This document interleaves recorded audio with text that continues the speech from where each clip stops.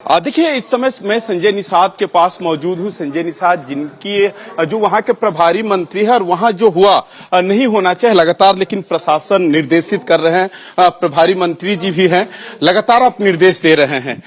कब तक ये मामला थमेगा?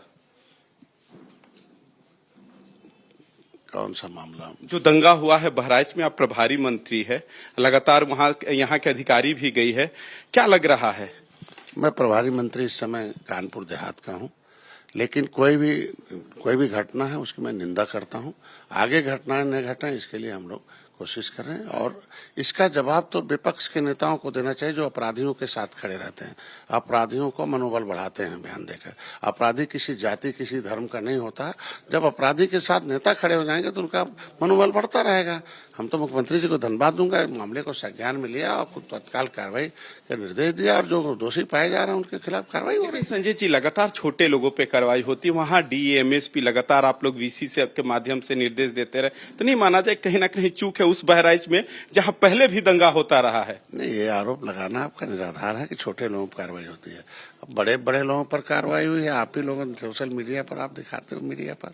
ऐसा नहीं, जो दोषी होगा उसी पर कार्रवाई होगी, चाहे छोटा हो चाहे बड़ा हो, बिना भेदभाव का।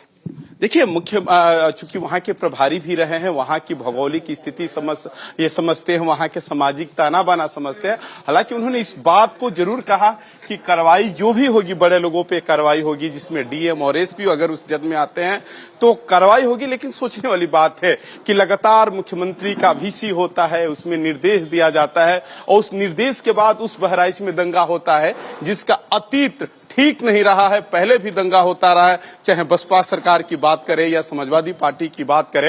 हालांकि ये दावा सरकार जरूर करती है कि हमारे सरकार में कोई दंगा नहीं होता है, लेकिन ये सामने उदाहरण है कि जिस तरीके से बहराइच आग में झुलस रहा है। हालांकि वहां हर एक व्यवस्था किया गया है। वहां पे एडीजे अमिताभ यश जो अपने कड़े मिजाज के लिए जाने जाते हैं, उनको भी भेजा गया है। उनका कुछ विजुअल भी आया है कि दंगाइयों को लेके पिस्टल दौड़ा रहे हैं।